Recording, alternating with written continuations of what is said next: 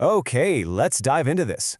Welcome to today's Explainer, where we're going to look at an action-packed, relentless battle that literally shapes our entire world. I'm talking about weathering. It's this unstoppable force that is constantly attacking and breaking down the Earth's surface. But seriously, have you ever stopped to wonder, how does solid, massive rock actually turn into the dirt, the soil, the loose stuff we walk on every single day?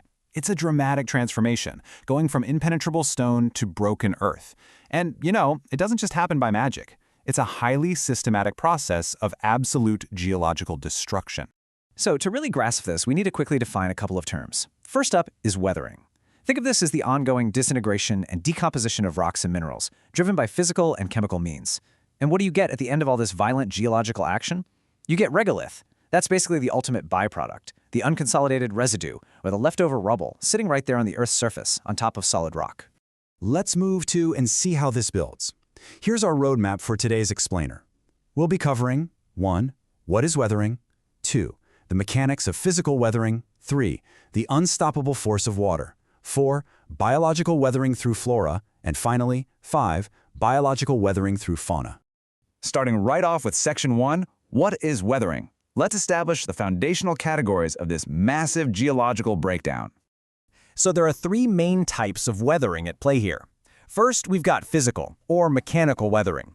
This handles the disintegration part. It just breaks the rock down into smaller sizes without causing any change to its chemical makeup. Then there's chemical weathering, which handles the decomposition. But check out the third one, biological weathering.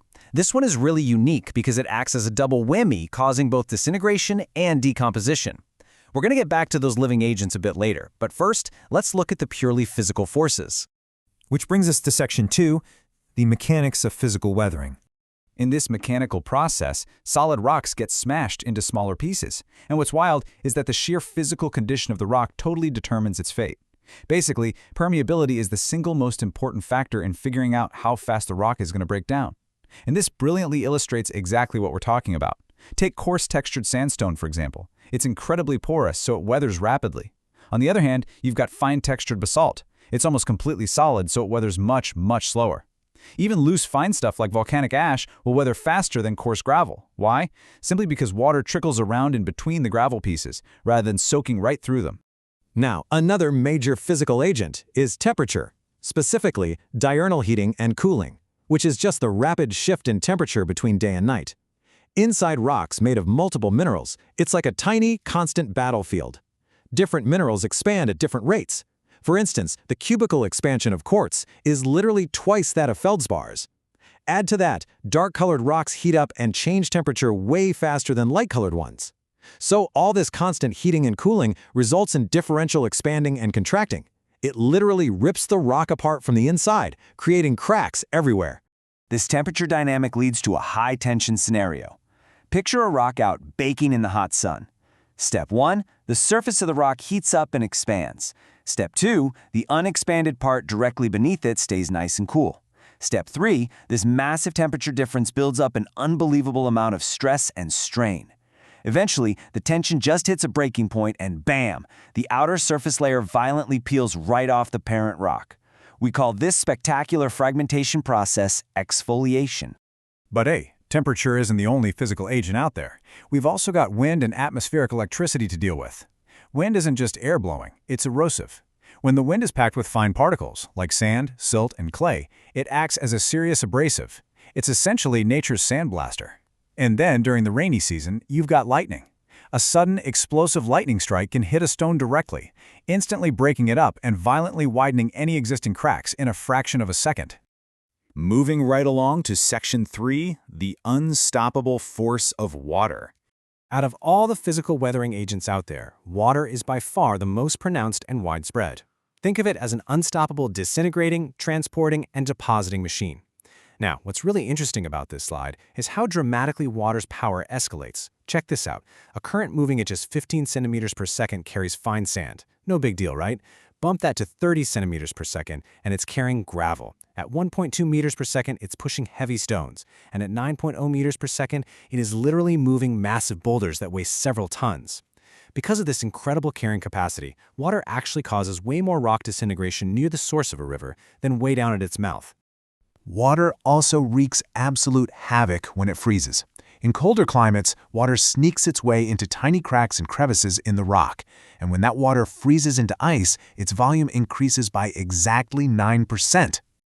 So, what happens if there's no extra space for that ice to expand?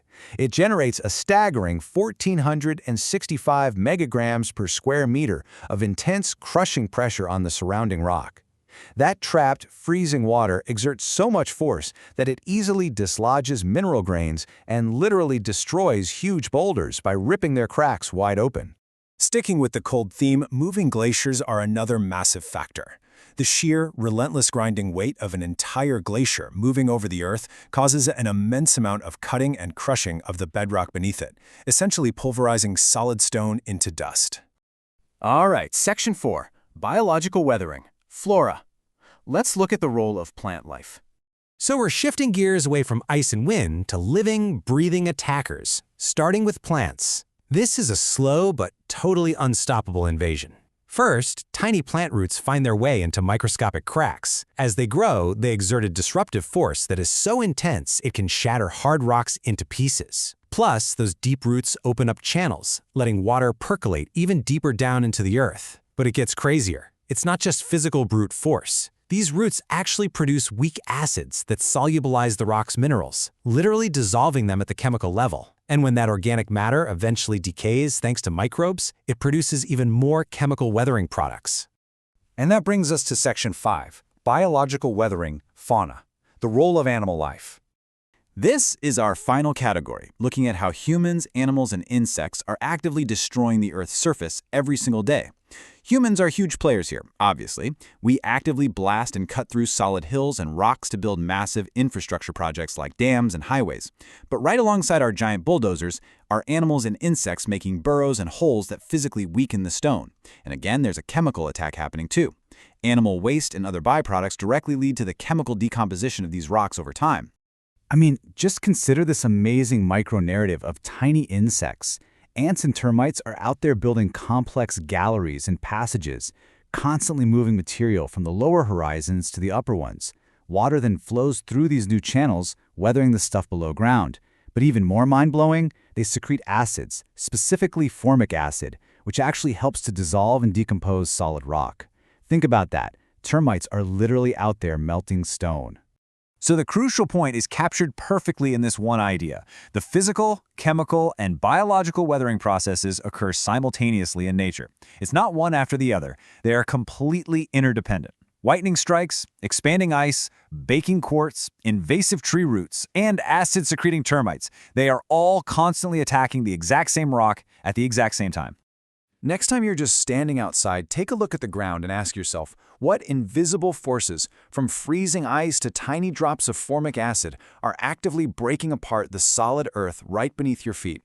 It's a silent, invisible, and completely simultaneous war that nature wages on rocks every single second of the day. Thank you so much for joining me for today's Explainer, and keep thinking about the incredible, relentless forces shaping the ground you walk on.